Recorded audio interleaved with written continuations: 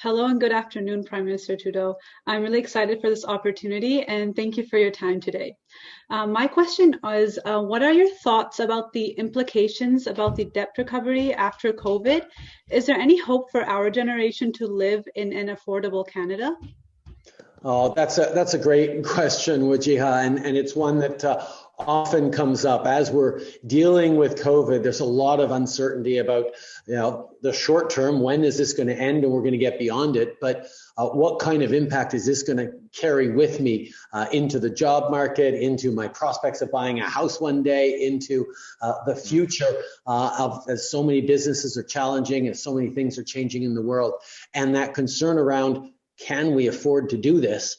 Can the federal government really afford to be supporting people the way we have been through the beginning of this pandemic? And can we continue for as long as this pandemic continues is something a lot of people are asking.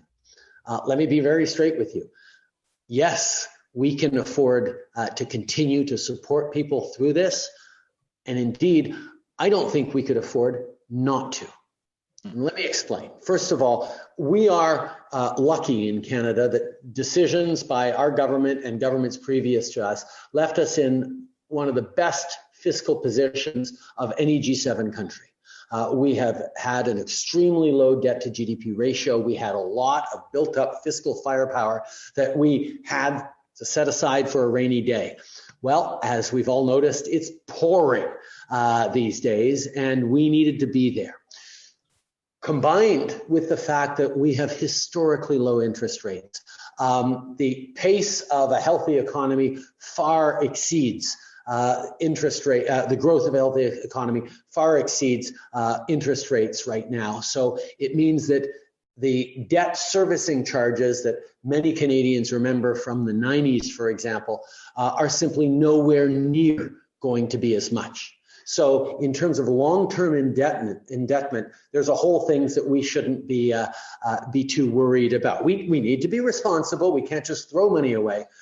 And that comes to the second part of the answer, which is we're going through right now an unprecedented global health and economic crisis.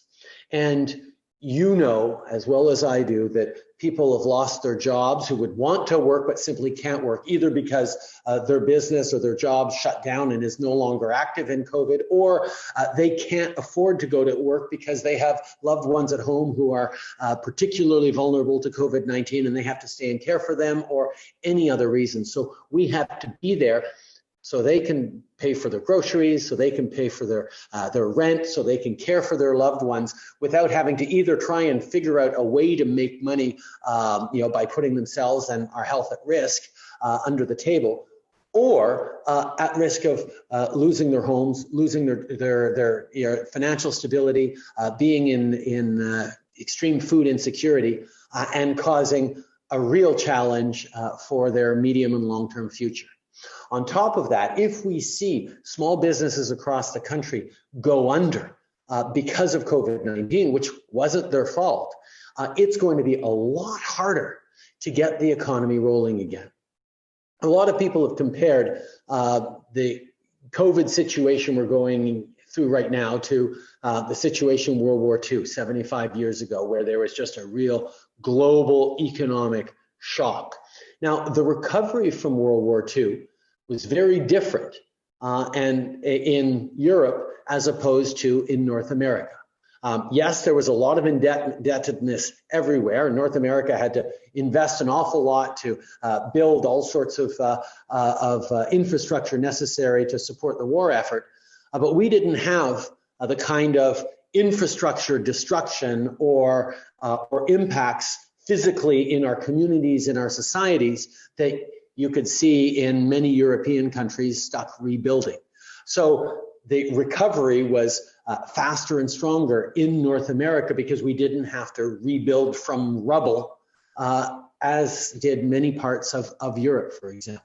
So what we're very much trying to do is make sure that we can hold on through this COVID crisis as best we can and have fewer businesses go under and have fewer families layering on credit card debt that's going to really slow them down in their ability to pick up and start running again once things are going.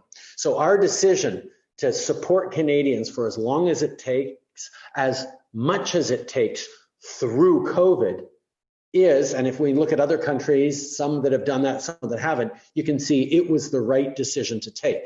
Now, that doesn't mean that we can spend indefinitely or irresponsibly. And when we get past this COVID crisis, we're going to need to, get back to fiscal restraint and make sure that we are governing properly and responsibly to keep things under control in the coming years, even as we look to build back better. But now in the COVID crisis, we're going to be there to support Canadians, whatever it takes, as much as it takes, because that's the best way for us to get through. The best way to make sure the economy comes back best at the end is to make sure the health impacts are minimized.